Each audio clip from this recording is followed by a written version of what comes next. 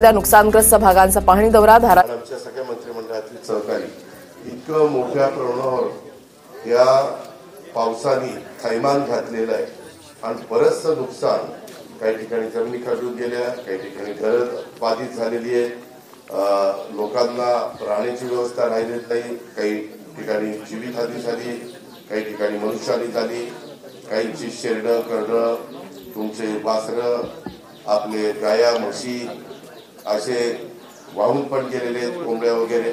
त्या सगळ्याचे पंचनामे आम्ही पहिल्यांदा महाराष्ट्राच्या वेगवेगळ्या भागामध्ये ज्या नद्यांनी मोठ्या प्रमाणावर वरच्या भागातनं पाऊस पडल्यामुळं एवढं पाणी प्रचंड आलं की त्याच्यातनं आपले पूल पण वाहून गेले, रस्ते नादुरुस्त झाले.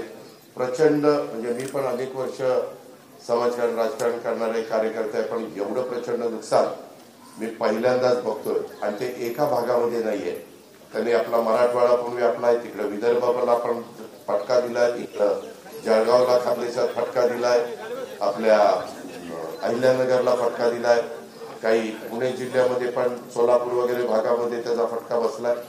आणि आम्ही सगळे आमचे अधिकारी आणि राज्य सरकार त्याच्यातून तुम्हाला पुन्हा कसं उभं करता येईल, कसं तुमच्या संसाराला आधार देता येईल याबद्दलचं काम आमचं सगळ्यांचं चाललेलं आहे. संकट मोठं आहे मित्रांनो, भगिनींनो. त्याच्यामध्ये ज्यांच्या घरामध्ये खूप नुकसान झालेलं आहे त्यांना तातडीची पण मदत आजपासून 5,000 रुपये आणि धान्य आम्ही देतोय. त्यांना चांगली घरं पुढं.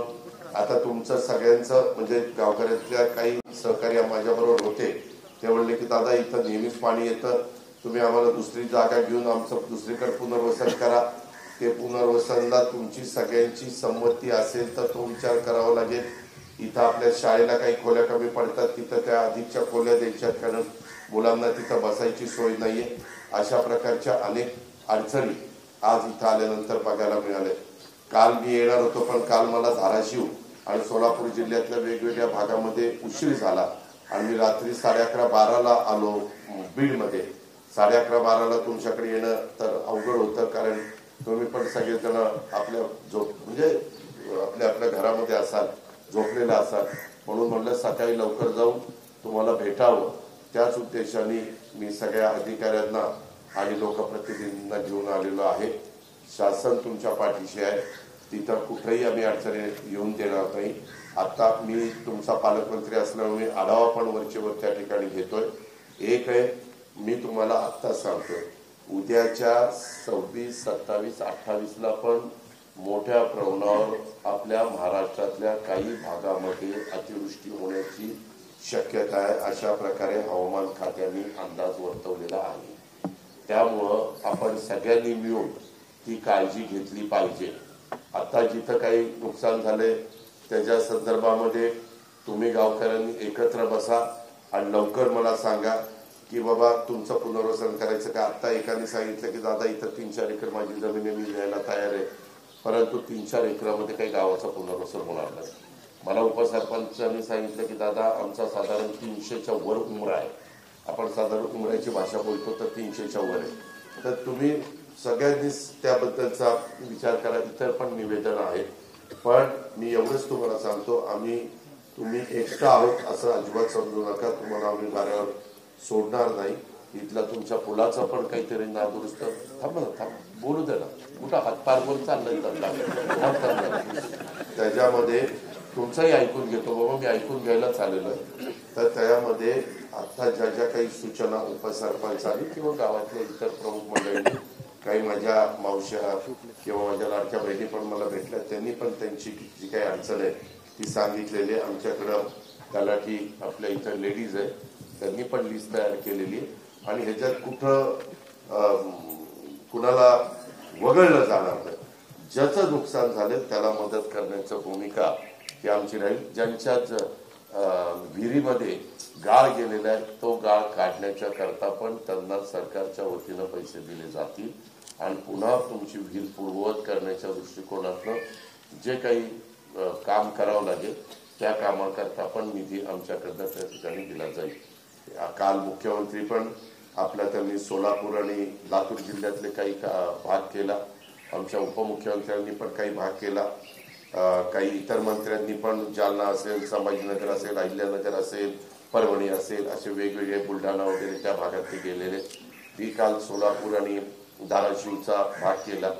आपल्या इकडच्या वरनं काही नद्या उगम पावतात आणि त्याचं पाणी येतं, ते किती येतं, काय येतं, काही पुलाची उंची वर करावी लागेल, उचलून पूल घ्यावा लागेल, ते पण आम्ही करतो. साधारण आता पायपा टाकायच्या नाही, त्याच्यामध्ये एकतर डक टाकायचे किंवा आर्च टाकायच्या, अशा प्रकारे आम्ही ठरवलेलं आहे. आता ह्याच्या व्यतिरिक्त काही राहिलेलं असेल तर सांगा, मी ऐकायला तयार. दिव्यांग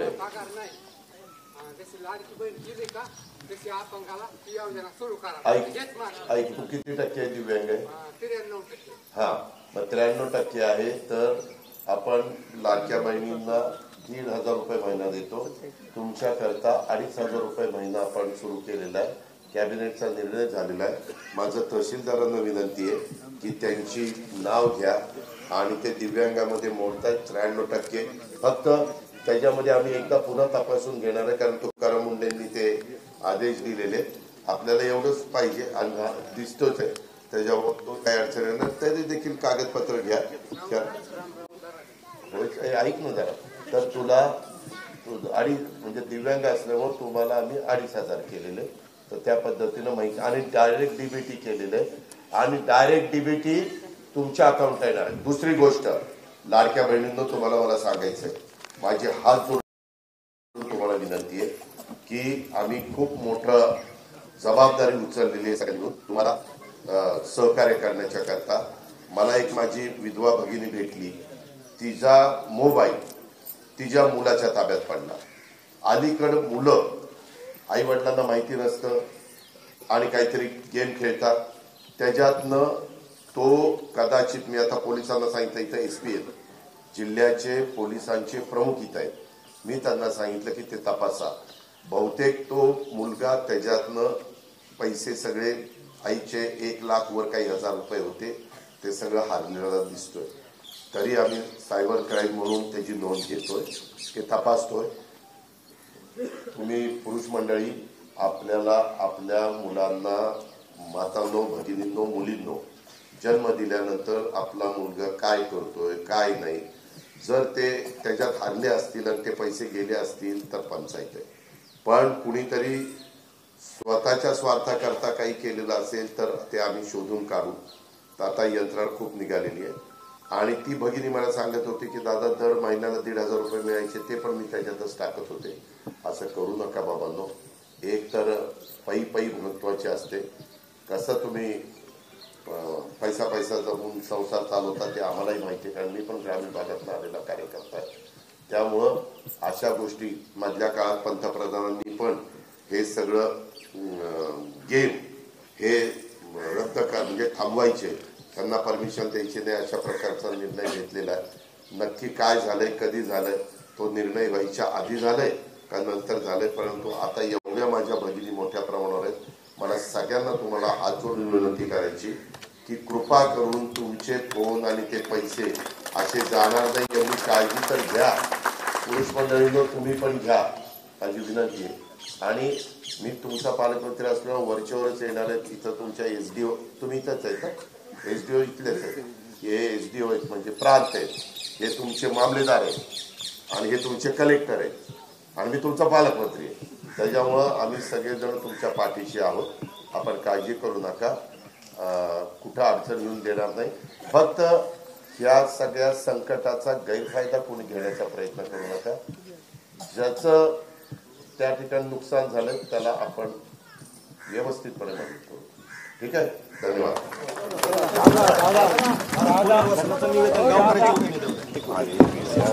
ग्रामसभा